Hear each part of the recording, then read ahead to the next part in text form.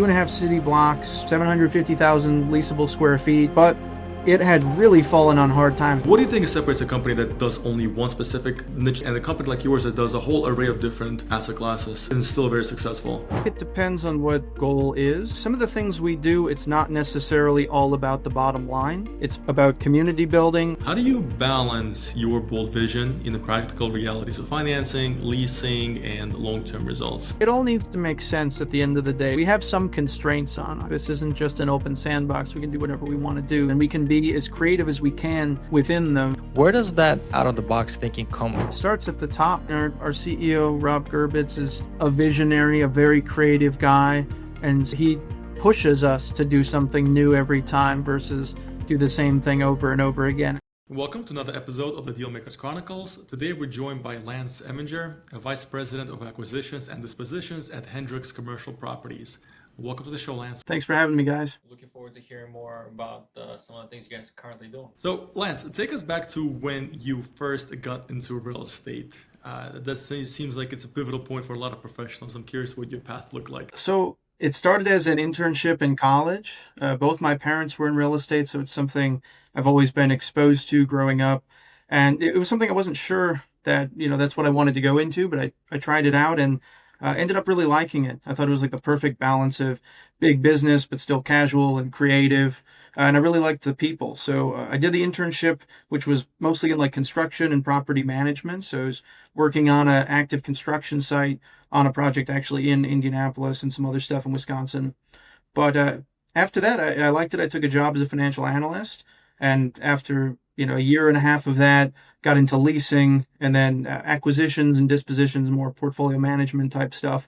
And now I'm doing development. And all of this was under Hendrix, or? Yes. Yeah. All of it was through Hendrix. I had looked at some other opportunities before I chose Hendrix, but just the opportunity to work for a lady like Diane and the opportunities that they could give me, just that nothing else compared to that.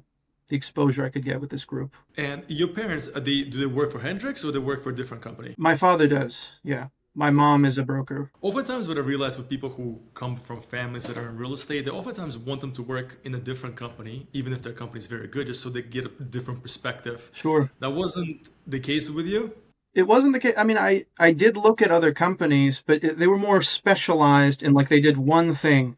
And with Hendrix and just when my father joined and a couple of the other gentlemen that work there, that it was really like restarting what the company was. And it was an opportunity to get in really early and be able to work on a lot of different things and do all sorts of different product types and really be able to get involved, not just do, one cog. There was a lot of like upward mobility, I would say, within that company. So it was like that made it seem to me like that was the right decision to go with Hendrix. And there's so many different ways you can approach real estate. Through leasing, like you mentioned, you can do investment sales.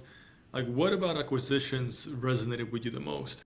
You have more of a top-down portfolio view. You're not on the team in the weeds every day like you are with leasing or even, as an analyst. It's more big decisions. What are we going to buy? What's our next project? What have we, built as much value as we can in our existing projects where it could be a good time to exit and then reinvest that capital into something else. So that's what I liked about it. It seemed to be the next step in the path from, being an analyst to then leasing the projects and getting them to the point where, you're going to do a disposition to now being the person that leads that process and manages the portfolio of, okay, this year, here's what we're going to sell. This is how much we'd like to buy, and being the one that actually makes those deals that have huge impacts on the company. A lot of times we hear that, starting in property management and leasing helps in acquisitions because you're looking at deals from, boots on the ground kind of feel, as opposed to, it just being on an Excel spreadsheet and those numbers not a lot of times not reflecting what actually is happening on the day-to-day. Would you say that initial stage where you were the boots on the ground, understand the properties from that standpoint is helping you currently in the acquisition role? Absolutely. I don't think I could have done it without that. I mean, I think you have to start, at least this was my path, my progression, and I think it worked, was starting as an analyst where you're getting assumptions from someone who's in leasing or asset management, and you're crunching those numbers and you start to see, okay, here's where rents need to be, here's where expenses need to be, here's how much we can pay for a property and invest over, 5 or 10 years or whatever. You start to understand just the basics, and then from there, you move into that role where you're the one giving them the assumptions. You're the one that's going out there doing the deals, traveling, learning markets, learning how to get tenants, how to make projects successful by doing deals. And I think that by having that breadth of experience, it sets you up then to really lead these projects and be responsible for large amounts of money and projects from beginning to end. So you've been with Hendrix for a decade now, right? That's a long time. And as you mentioned, you started as an analyst. So walk us through how your role evolved over time. Sure. So, starting as an analyst at a smaller company with maybe 30 people and a $350 million portfolio, underwriting a lot of deals, you get burned out on that after a while. I wasn't a big data guy or number cruncher. It was good to learn, but I was ready for something else in which, they gave me properties nobody wanted to lease that were sort of challenged. And I took that and was able to lease and do deals of these properties that, were difficult for one reason or another. And after a couple of years, I got to the point and with people kind of coming and going to where I was working on higher and higher profile properties, and the company was growing and changing what we were doing. We were doing Chipotle Aspen Dental type developments and Kohl's Hobby Lobby, some stuff like that, some grocery anchored centers. They were also in cool markets. I got to go to like Hawaii or San Diego, Florida, North Carolina, all over the country, which was also really cool to get that breadth of different markets, different parts of the country. But we started doing bigger and more ambitious developments as well, and less traditional power center grocery anchored to like these specialty mixed use districts kind of before that became a big thing, because we got into the hotel business and restaurant business, and we started doing more local focused historic redevelopments. So to be able to work on that kind of stuff was also really interesting as well. So it seems like with what you guys are doing, you guys are tackling a lot of different asset classes. So there are sponsors that we have conversations with that do extremely well. A lot of them like to focus on a particular niche, and they're concerned that if they expand too much into different asset classes, they'll lose their pretty much their focus and their like niche type feeling towards a specific asset class. Where you guys seem like you're doing everything. Now, in doing everything, do you think it's just a manpower thing? You just need more people, more underwriters that understand different asset classes? Or what do you think separates a company that does only one specific niche type product in real estate and a company like yours that does a whole array of different asset classes and is still very successful? I think it depends on what your goal is. And some of the things we do, it's not necessarily all about the bottom line. It's about community building, where the company's based in Beloit, Wisconsin, which is a small Rust Belt town of like 30,000 people. But that's where our founder is from, and she's really focused on building up that community. So some of those things we do, it's not necessarily about the return. It's about how do we build business in that town. And, with that, I guess, came getting into the restaurant business when restaurants were failing and someone had to take that over. Same thing with hotels. She was a partner in a hotel. The other partners went out. Now it's hers to figure out what to do with. And same thing with a country club that was going under. We bought that and turned it around. So there is a almost philanthropic element to what we do in some cases, not always. But it's interesting because we've found some things where we were actually really successful at them, like I'd say programming, merchandising, these mixed use developments. That's something I don't think we would have thought of if we didn't jump into it. Apartments is something we actually don't do very well, and we haven't done a whole lot of them because whether it's we overbuild it or whatever it is, that has not made as much money for us. Industrial initially was really good, and it was we're almost opportunistic in everything that we do. So when Ken Hendrix, Diane's late husband, passed away in 2007, and the company started to move away from industrial, it was a great time to do so. In kind of the mid to early 2010s and beyond, we sold off a lot of industrial at a good time to do so and started getting into retail, getting into office. And, even the office, maybe that right before 2020 was not a good time to get into office, but where we had good locations, that, has had staying power in terms of leasing. Some of the other ones, it's like we're maybe a little underwater and it's going to be a longer timeline before we can get back out of them. So I think you take more risks when you're getting into everything. And we don't really necessarily have the manpower and expertise to do everything we're doing. A lot of times we're just trying stuff out. But we found hotels are a great business. That's something we want to roll out more of. So I don't know if that necessarily answers your question, but it's, you're putting all your chips out there on the board, right? And you're going to hit with some of these things, and some stuff's not going to work. Versus, I think you can have a more consistent, more predictable approach if you just stick to one asset class. But it may get a little bit boring and not as fun, and we like to try new things. So you have a very entrepreneurial approach to real estate investing. And you mentioned that you don't always focus on the bottom line, but I would think you probably do have investors in the form of a syndication or a fund, or do you guys operate more like a family office where you invest your own fund? Yes, so it's actually the fund thing is a new thing that we're doing. So for the first time in the history of this company, which goes back to 1974, we are looking at taking on outside investors and starting this fund, but we've only made our first acquisition this year with this fund, and we're still working on raising that money. But everything else we've done was 100% Diane's real estate portfolio. She's the sole owner of the company. It's all, it was her and her husband that did all of this, that built that $300 million real estate portfolio. And when her husband passed away, they brought in a new team, and now we've grown that to like 1.2 billion, but without taking on any fresh capital from her. It was all reinvesting that initial portfolio and just divesting out of Class C and D industrial at a good time to do so, and reinvesting into retail and mixed use properties. So it's different from what a lot of other people do. We work for one billionaire who's very creative, very entrepreneurial, has founded very, very successful businesses. So it's a different strategy. So now after, I would say, I mean, 5 decades after you guys opened doors for the first time, you're finally looking into bringing outside investors.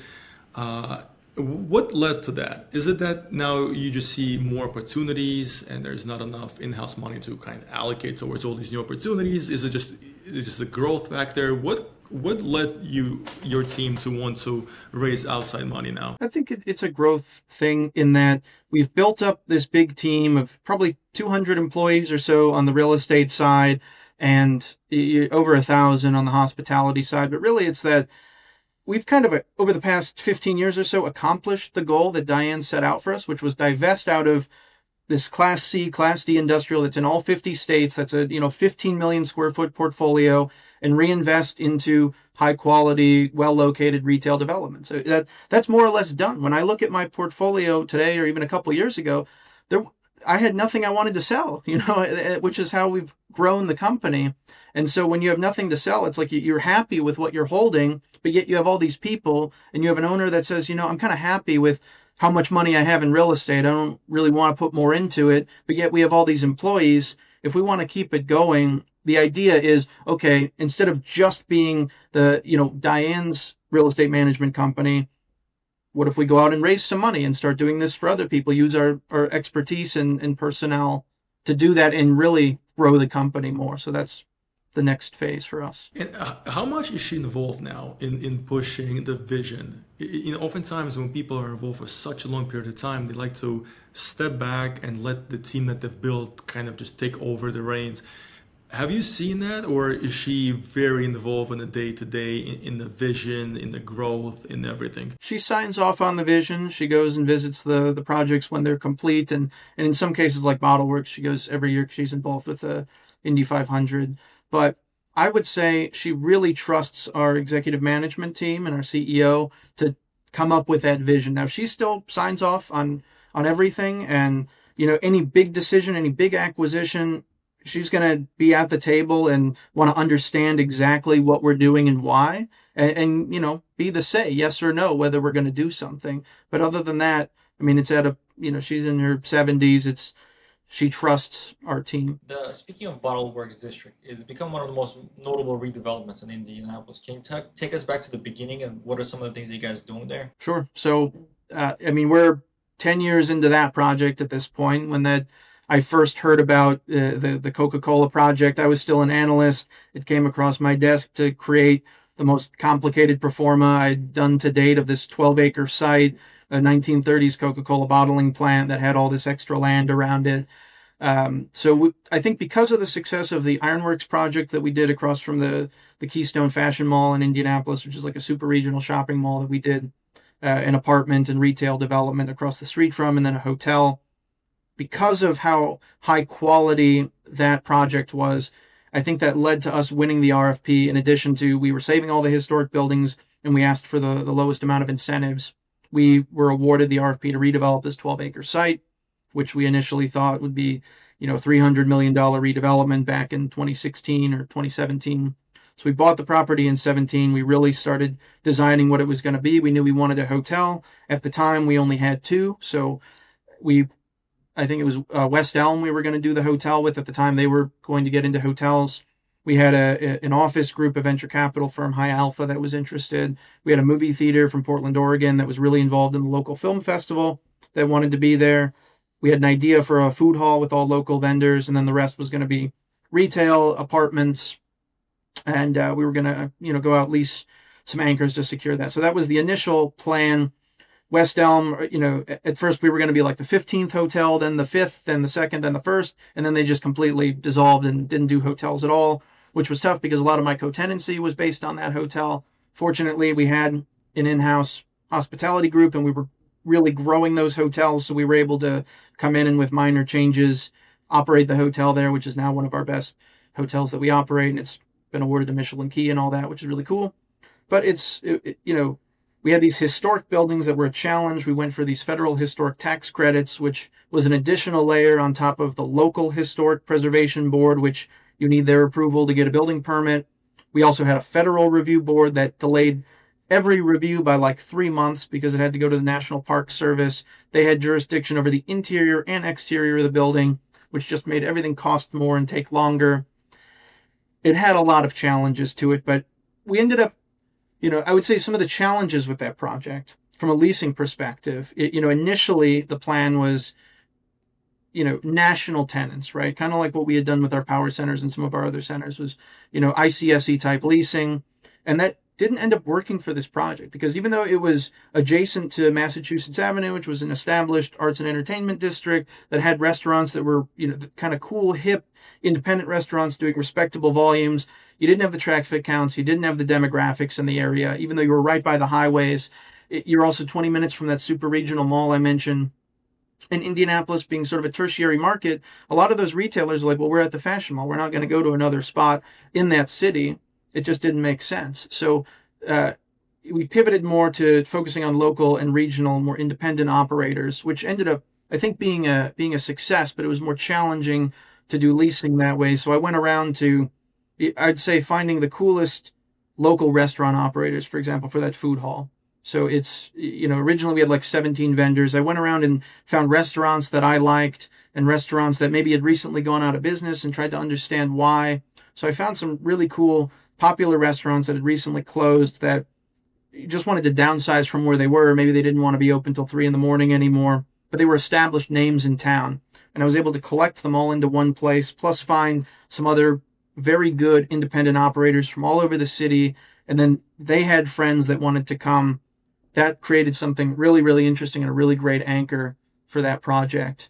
And then, if we didn't have something locally, I went around to Detroit and Cincinnati and Columbus and Chicago and St. Louis to find other cool entertainment concepts, all sorts of different things, bars, nail salons, clothing stores, and bring them to Indianapolis as new to market tenants. And that became the formula for success at Bottleworks. Typically, when you underwrite a deal, it's fairly straightforward. Let's just say you're doing a residential ground-up development deal. You see your land costs, you see what it costs for you to build it, hard costs, soft costs. You understand what you sell it. You look at the comps to see what you sell it for. How do you start your underwriting when you're pretty much underwriting everything, right? It's just a canvas. You need a movie theater, you need some shops, you're thinking of a hotel. Like, where do you start? Like, what's the first, like, pretty much pin on the map or in the land that you say, okay, let me start from this, and maybe I'll expand outwards and build entertainment around these core assets. Like, how do you even start something like that? So you look at a site plan and maybe there's some buildings that are already there. So it's like, okay, well, what can we do with those buildings? Can we turn that into a hotel, or how much do you have to modify that? Can you do apartments there? Can you do office? How would you lay out retail spaces? How much space are you going to lose if it's a weird building with it's too deep or something? What are you going to do with that space? Can it be storage? Can it be something else? How can you program and break up your other buildings into retail, or just creatively, how do you work with what you have? And then what do you add? What are the needs? What's the void in that market? Do they need apartments? Is there demand for office or a hotel? How much retail can you support?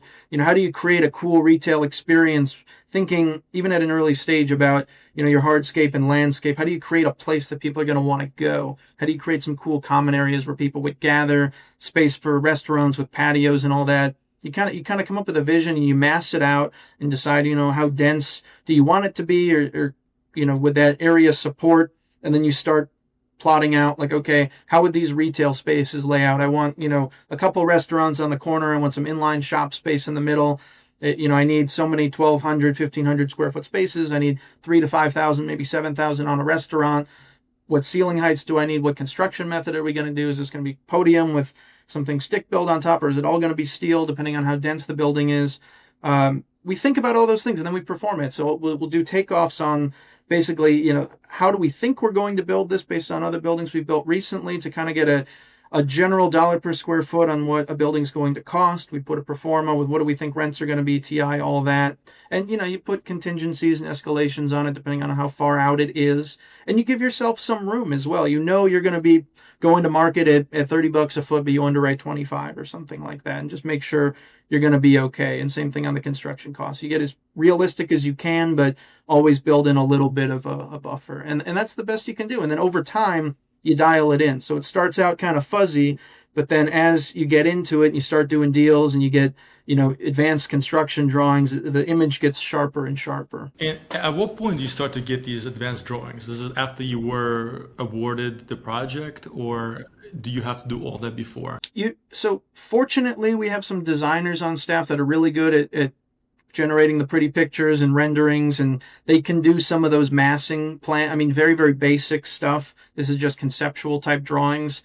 And based on that, I can run my initial underwriting, but we're not going to start spending money on a third-party architect until we own something, and until, let's say, we have maybe a lease or two, where it's, that's how we start, is like we identify, once we can secure, depending on the size of the project, like 1 to 3 anchors to where it's like we can sign a lease with some contingencies and we can generally say it's going to be this square footage and not, above or below 10% or something, and within this time period generally. That can get us started, and it's worth, okay, now we're going to get that architect involved. They're going to really do our schematic design, construction drawings, etc. And we're bound to a timeline and, getting some co-tenancy figured out so that we can finish out the project. That's typically how we do it. With a community project like this one, you guys are building all these different aspects and different asset classes that, coexist with each other. How do you guys think about some of the events that will be happening there? Because, you mentioned that, we saw the Ferrari Club and the March Madness things. Is it something that you guys are thinking of as you go through the planning stage, or is it something that comes after you've built a great community space? So I think on the front end, you think about, we'd like to have events here. Events drive traffic. It's just one of the things that brings people to the project, and it brings life, and it makes it interesting. And I think it establishes you as a place when you do that. Now, we don't know exactly what those events are going to be going into it, but we could tell, like from Bottleworks, for example, with that brick main street between these white terracotta buildings, that this is a place people may want to have events. It would be pretty cool to do so. We didn't know exactly what that was going to be, but we knew, like, okay, let's design this so it can be programmed for events. Let's make sure we have a liquor license that covers that street. So if we do events, we're able to serve out there, and that the streets are private so we can block them off. We kind of set ourselves up to do that, not knowing what it is. And then when things sort of fall into our lap, like Indianapolis gets a lot of events that come through, whether it's, Final Four games or, Big Ten championship, NCAA championships, all-star games that we can play off, because there's going to be, Nike and all those kinds of groups that are going to come in and need a place, one, to stay, like having a hotel, and maybe want to do some kind of activation. Now, yeah, with the Ferrari Club of North America and with the Vintage Porsche group, they liked what we had going on. They thought that was a fit for their brands and that their customer would want to go there, and it's a benefit to have the hotel and the restaurants and things that are right there. So I think that we're set up well to host those events, and it just happened to be that we got some really cool ones there. Interesting. Regarding Circle Center Mall being a landmark acquisition, can you take us through your mindset when you were leading that acquisition? Sure. That took 2 years to get that closed. It a very high profile project. It's certainly not something I ever thought that I would work on or that this company would take on. I remember going to that mall as like a 11 or 12-year old. It had, Nordstrom and all the different stores in there, right in the middle of town. Just a huge undertaking, like 2.5 city blocks, 750,000 leasable square feet. But it had really fallen on hard times. I mean, it had been on a downward slide for a long time. And I think just on the strength of what we had done at Bottleworks and Ironworks, specifically in Indianapolis, and the relationships that we had made at the city and state level, opened that up to us, because this wasn't a property that came up for sale. It was a property that, it was important to the city and state that it was done right, because it's in the middle of town. You're a block from the convention center, a block from Gainbridge Fieldhouse, Lucas Oil Stadium, Everwise Amphitheater. It's literally the center of downtown Indianapolis, in the capital city, and there's nothing going on there. It's a dead, empty mall owned by the Lilly Pension Fund as like the primary investor, and there was like a group of 17 other owners as well that were all a part of this. Simon had managed it for a number of years, but they had been out for a couple years, and this property just was going nowhere. The parking, because it controlled 2,700 parking stalls in the middle of town, made it so that the property was still profitable. If we go back to looking at an Excel sheet versus actually being in a market, on an Excel sheet, this property made money, and to those investors who aren't even in Indianapolis for the most part, it was fine. What was the issue? But the city and the state were like, this is an embarrassment to our city and to our state. And so we knew, had a good relationship with the Secretary of Commerce at the time, he came to us and said, hey, basically, would you convince this ownership group to sell this property to you, because we believe you would be better stewards of this, and maybe one of the only groups capable of redeveloping it into something that the city and the state and this community could really be proud of. So we took on that challenge, which certainly was a challenge. The Eli Lilly Pension Fund does not move very quickly, does not have a lot of knowledge or expertise in real estate. But we came up with an idea of what we were going to do, like I talked about with the massing and with some renderings, and showed that to the mayor's office, to the Indiana Economic Development Commission and the governor's office, and to that ownership group and all of their attorneys, because every one of those owners had their own representation, and said, like, this is what we could do with this property. And they had a price that they needed to get out of, because they were a pension fund. They had to get out of it for everything they had into it.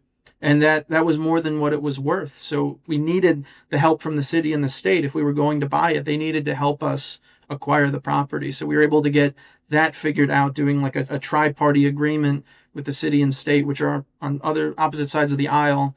A lot of challenges. That's why it took 2 years to get that done. But we did close on it last year, and we're in the planning phase now of what it's going to be. When it comes to projects like that, do you get your financing from banks, credit unions, or is it state-sponsored financing or city-sponsored financing? Typically we use traditional financing or like a line of credit, depending on the size of the asset that we're buying. In this case, there was a small piece of public financing for the acquisition. And how many developers would you say are in your space that could potentially get a call like that? Because not every developer gets a call from a city or state saying, hey, this is an asset, we want to redevelop it, it's making the city look bad. So you have to be in a very right position to even be able to get that kind of phone call. And like you said, for this one, maybe it was just you, but is there competition in the same space where you guys focus on these kind of asset classes that you constantly see coming up as a competitor? There's other competitors, but I would say, Indianapolis, you have a lot of real estate folks, because you have Simon based here, you have Kite Realty Group based here, you had Duke Realty Group before they were acquired based here, and a lot of offshoots that came out of those shops. But I would say today, most groups focus on either industrial or multifamily. And I think with this project, retail was important, but it's also like, how do you mix? Because you also had to have residential, and I think you also had to have some big entertainment anchors. And it's like, I don't think anyone has done something exactly like what Bottleworks was, and that being sort of the, what they wanted this to be. It made it so that we were a natural. I mean, if you open this up also to like a national scope, I'm sure there's other groups that would qualify or could accomplish this. It's not like we're the only people that could do that. But in this market, I think we proved with our development approach that we were the right group with deep ties to the community, having been invested here for 10 years, that it just ended up we were the right fit to take on that challenge and had the patience to do so, to spend so much time just in pursuit of a deal and to do a development where it's going to take 5+ years before you even get a return on it. I don't think a lot of real estate groups are set up to undertake something like that. Yeah, you almost need to be internally financed for that. If it's a syndication, your investors want to see money. If it's a fund, there's a lot of pressure to pay back your investors. So, and I think a lot of these amazing projects do come from long-term investors like yourselves. Now, leading a projected $600 million in redevelopment is no small feat.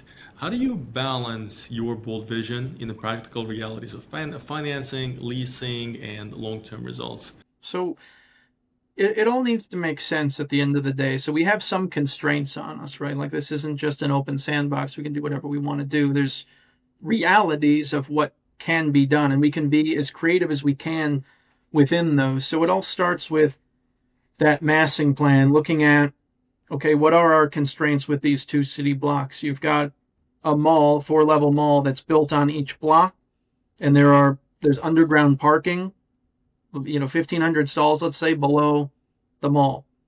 Those footings and foundations can only support so much. So we're already constrained in how tall we can go without completely scraping everything, which we don't want to do. There's a lot of value in keeping the underground parking there in the configuration that it is. The replacement cost is just way too high. And then we look at that existing structure and like, how can we cut up that single building and create like a little village type development, for lack of a better word, and create 12 different buildings or something like that? How do we add shear walls, and where can we do that with the existing structure without compromising that? It creates those constraints. So we come up with like the coolest possible redevelopment plan that we can think of within the structural constraints and then the financial constraints as well. Because, all right, we're trying to go vertical with a building. You can only go so high because we don't want to demolish the whole thing. So how do we creatively like use the structure that's there, but maybe remove a couple floors and then build back with like a different lighter superstructure, like a mass timber or like a stick built or whatever, something else, to where we can get the density that we need, but that without having to go all the way down and replace the footings that are there. And then, how do we create the right mix of, retail, and where do you put your small shop? Where do you put, more of your bars, your restaurants, a larger entertainment thing, and perform all that out. And so that's what I work with the team on. And right now it's in a very heavy design phase. So we're hiring a lot of engineers to get us all that data we need on understanding what the constraints are of the project, and then having the design team come up with something that's really cool, creating this awesome pedestrian focused, walkable, like elevated plaza area with water features and landscaping and cool patio spaces and rooftop bars that makes it look really, really active. And again, because we're by all those sports stadiums, we're thinking about, athletic retailers and athletic leaning entertainment venues and lots of restaurants, because you have all the conventioners that come into town. That's how we're merchandising it. We're making it very pedestrian focused and walkable and interesting, with sort of this winding pedestrian path and elevated bridges that are open air that cross the streets. So that draws people in.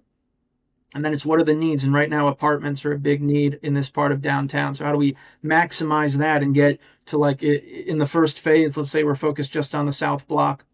Okay, here's what I want the design team to do. I want 120 key hotel. I want 120 to 200 apartments. And I want everything at that plaza level and street level to be retail. Let's look at, 3 or 4 different options for that. And then the construction team is going to get budgets put together. So we're going to look at a couple different, budgets, and then I'll work with leasing on what are the rents we think we can get, and how is this all, what's the lease up timeline for the whole project, and we'll evaluate those. And if we get to one that works, so let's say we need some incentives because there's a gap.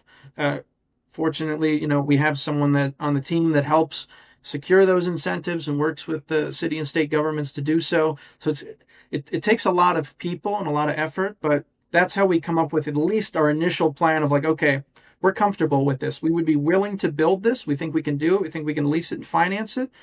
Let's go. When it comes to underwriting a deal, do you have a certain kind of return metric you look for? Whether it's your earnings multiple, your IRR, maybe a cash on cash in year 5. What do you look at to assess, okay, this is a good investment, we should go in? I think it totally depends on what it is, what your strategy is. So if it's like, let's say it's one of these fund properties, and it's like, a 6 to 10 year hold, or maybe it doesn't even matter because it depends on the investor, right? Are they looking for something to flip in, flip out of? I think we wouldn't buy anything we're not comfortable holding forever, and we kind of want the investors to have that same approach and be opportunistic with an exit. But let's say we underwrite, a 14 IRR or something on a 6 year hold, and we're trying to shoot for like a 7% return on cost or something like that. That metrics on something like that typically will work, whether it's you end up doing that 6 year exit or whether you're going to hold it for longer term. With some of these development projects, I think it's a little bit more difficult, and I think your return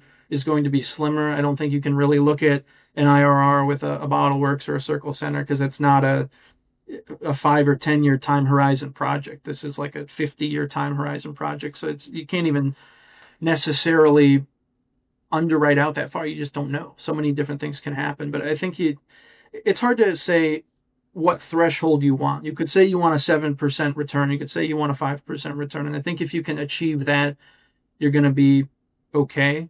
It also depends on what type of leverage that you can get. And I think maybe with our company, we're a little uniquely positioned in that we can get a little bit better leverage, but it's still very tricky. And I think when you underwrite it, you can talk yourself in or out of anything. And sometimes you just have to be willing to take the risk that it's going to work out. And I'd say that we're happy with where Bottleworks ended up, but it was quite a roller coaster to get to where we are. And some things that we thought were going to be really, really profitable were not. And other parts where we thought, this was just going to be a loss leader ended up doing really, really well. So it's at some point you got to just jump in the pool and see what happens. So how much time does it typically take for after you completed the project for you to say, okay, if this was a successful project or not? Is there a typical timeline where you go back and you're like, phew, thank God we did it the right way? Or vice versa? Yeah, we do those look backs, and it's it also depends when you look back at something. If we're talking about like, okay, we bought a shopping center, for example, like we bought one on Marco Island, and let's say we paid whatever we paid for it, and we did a redevelopment, we did some releasing, we held it for like 10 years, and we sold it, and it doubled our money on it or something like that. That's very successful. We're very happy with that. And I think we've had a number of situations where it was like, yeah, this maybe right place, right time, everything was executed properly and it worked out. Other times it was like, well, maybe we bought it for a little too much. Market factors changed and we're just getting out of it for, what we put into it. Maybe not. I wouldn't say we've ever taken a loss on anything, but it wasn't what we thought it was going to be. That just happens. Yeah, I think in business I'm a true believer of you can do absolutely everything right, but there's also an X factor that you cannot underwrite for. This can be in real estate, this can be in restaurants. You have successful chains in restaurants that have analytics teams, and the builders is just copy paste, but there are certain locations that don't perform too well. And it's just this X factor you can't necessarily underwrite. So, a good thing that you guys never lose money, because typically that's a good thing, right? If there's a project where you lose money, it can sometimes set you back. And if you made even a few dollars, it's a learning point for the future. But yeah, it's almost impossible to take every variable into account. There's way too many moving parts. So you've been recognized as a 2025 Indianapolis Business Journal 40 Under 40 honoree. Looking back, what do you think were the key decisions or risks that got you here? I think, for Indianapolis Business Journal, it's focused on Indianapolis, which, to be fair, that's where most of my major projects have been, especially as of late. So I think it was, the role I played in Bottleworks in curating the retail tenants there, and I guess office to some extent, and then coordinating that purchase of Circle Center Mall, and just because we had media following like every step of that got leaked pretty early on, and it was a lot of coordination with folks at the city and at the state level, and getting everyone to buy in on it, getting everyone to kind of open the pocketbook when it was needed, and to come to the table on these agreements. There was a lot to coordinate. So I think that, the success of those things and those deals coming together is what really, I think, got that recognition. For your company, the out of the box thinking, because it looks like most of the projects that you guys are doing, you almost have to think out of the box to make them work, right? You're looking at an asset and you're repositioning it, right? Whether it's changing layouts, buildings, bringing in different asset classes into it. Where does that out of the box thinking come in? Is it something that you were bringing into the team here, there at the Hendrix, or where does that spirit come from? I think it starts at the top. I mean, our CEO, Rob Gerbitz, is a visionary, a very creative guy. And so he, I think, pushes us to do something new every time versus do the same thing over and over again. I think, he is one that would get bored doing the same thing. So he likes trying a bunch of new things, very entrepreneurial. And Diane's the same way, I guess, in that same sense of like always wanting to try different things. How will we do getting into something else? We see someone successful at a certain kind of restaurant or hotel or whatever it may be, and it's like, why don't we try that? Fitness clubs, we've been to all these ones that are really good. What if we try our own? Let's try our hand at that. And sometimes you're very successful and maybe it becomes something scalable, and other times it's like, maybe that's not for us. We can't do everything. That's so interesting how you guys just. I never honestly came across a real estate group that thinks like that. It's very interesting, and it seems like it definitely works for you. Do you have? I know it comes from the top, but are there certain things that you yourself want to try? Oh, this is a good concept. I saw it work elsewhere. Why don't we institute something like this in our next redevelopment? Do you have certain things that you were like, okay, you want to incorporate? I think I've gotten to the point where I really like the creative out of the box stuff where it's more, that local curation of restaurants and bars. That's really fun to meet those business owners and kind of bring them together and come up with something new. That's something I've done a few times now where I find these, local restaurant groups in a market and work with them, tell them, I don't want exactly one of these other restaurants. Would you be willing to do a whole new concept with us? And we work together on what that ends up being. That's really, really fun. And how you like bring that together and curate these little communities in a project. And hotels as well. I think that's such a interesting and unique business and very fun. And I think today it's so dominated by, the handful of major flags that kind of control everything. And even though they try to do their boutique brands, you can still tell that it's a Marriott, a Hilton, Hyatt, whatever. And I think we bring something totally unique. There's so much detail that goes into picking out everything that goes into a hotel and how you lay it out and what the amenities are. And the thing is with hotels versus apartments is you can change the rent every day, and based on events and things, you can really surge pricing. So you I think have some more wiggle room to spend a little bit more on a hotel room than you do in apartments. That's a really interesting business. And I think it's just more fun to do projects that way versus just going to like a convention or trade show and doing a bunch of deals for an XYZ national tenant. It's just not as creative or fun. It's very rinse and repeat. There's not so much not as many details, not as many little interesting things. It's like, it's a parking lot. It has to have so many spaces. You have, these tenants and these anchors like to have these small shops and vice versa, as opposed to the kinds of things we're talking about with like Circle Center and Bottleworks. Totally different approach, and it's way more personal. It's a lot of developing relationships with restaurant owners, shop owners, and getting to know them. And it's not just transactional. It's like you end up going to dinner with these people frequently or going to other events and things. And it's just, you build a relationship and you do a deal because it's the right thing for both parties. It's like you are presenting them an opportunity where you really believe if they locate here, it's going to be better for their business. So you guys have your hand on the pulse in Indianapolis. Do you think it's possible to replicate what you guys are doing in a market where you're not in? Call it Miami, Tennessee, Nashville. Like, is it possible to replicate it? Because it seems like you really need to have these relationships with local builders, with community people.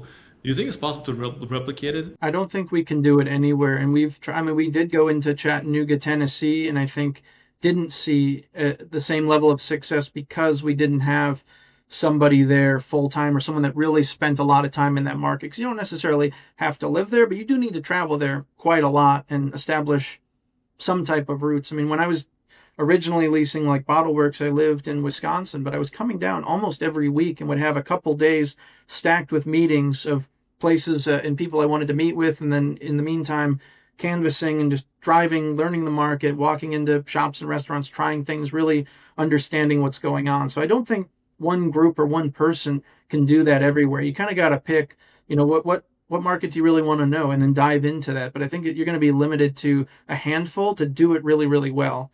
I think one group can only do it so many places, and you need developers in different markets, even if they only do one project. If you know that market better than anyone else, or that corner, that little neighborhood, that's where you can really have an impact and do something like that. But I think it's not going to be one group that can rinse and repeat it everywhere, because you just can't do that. It's going to have to take grassroots, in each market, a developer that has that vision to do that on whatever scale. To your point, with large scale developments that like the ones you guys are doing and needing that community input and navigating the political market, a lot of times you said like you bring in these opportunities to them, and if it makes sense for both sides, it gets done. But a lot of times we've seen that even if it makes sense for both sides, it still doesn't get done because there's so many different people involved in it, right? We've seen cities lose teams and because of not being able to navigate financing for a stadium. Where do you guys find success where others fail navigating these waters? I think you have to pick your markets as well where it's going to work. I mean, let's say 5-10 years ago, we were in Southern California, we were in Hawaii, we were in Connecticut, bigger presence in Florida. We ended up scaling in markets where it was easy to do business, where we were able to establish those really good relationships with city and state government. I mean, we're in Boise, Idaho, South Central Wisconsin, Indianapolis. Like, we're in some other areas as well, but like where we've done the most, where the lion's share of the portfolio is where it's easier to do business, where we don't have to go out and look for every deal. Sometimes deals come to us, and where we know the players already. What's the most rewarding part for you personally? Is it closing a big acquisition, seeing a project lease up, or is it watching the community actually use the space that you guys built? I'd say it's the last one there. I mean, it is when you close a big deal, it's very exciting and fun and celebratory, but it's fleeting. After a couple of days, it's like, all right, well, now we're on to the next thing. It's more, especially now that I live like down the street from Bottleworks, for example, I get to go there at least once a week and see people walk around and see people going to work and enjoying themselves and taking pictures and having events and weddings and things. That's super rewarding to say, like, I had a hand in that happening. Do you, when you go out with your friends and you make new friends, do you mention that you built the space? If they ask or something, I'm not, hey, I did this, by the way, guys. I built the space. This restaurant's here because of me. I don't do that. So I don't know if you're married, but I would think that's a pretty good way to impress a date. Yeah, it's true. So you've had a wonderful career. I mean, you're doing a lot. You've accomplished a lot at a young age. What do the next 5 to 10 years look like for you? Yeah, that's a great question. I mean, I kind of take it day by day. I think with Hendrix, I would really like to see through this project that I'm working on. It's hard to say beyond that what I would do. I would think if there's an opportunity to continue to move up in this organization, take on more of a leadership role, totally open to that. But, also kind of always wanted to have my own thing as well and kind of do this for myself. So that could be on the horizon at some point as well. Is your father still with the company? He is, yeah. Okay. So he's... I would think he's more senior, yeah, right? He's the chief investment officer. Okay. So he's approving everything that I'm doing. So how does that dynamic work on a day-to-day basis? I'd say it's good. I mean, do we argue sometimes? Yes. But do we also collaborate really well and kind of see things the same way most of the time? But it's fun. I think that every father wants to spend as much time as he can with his son. So I think my dad is very happy that we get to interact as much as we do, and I get to learn from him, see him all the time. So I'd say that it works out and we get along, the best we possibly can. Yeah, I love that. But Lance, thank you so much for coming on our podcast, for sharing your insight, for giving us a little bit more light of what you guys do. You guys are very interesting real estate sponsor. We, like I said before, everybody will really have conversations with. It's more about focusing on one specific asset class, maybe doing two, but it's not so much building communities the way you guys are. And it was very insightful. I'm very happy we had this conversation. And again, thank you so much for coming on. Thanks for having me, guys. Great to talk to you. Thank you so much. Take care.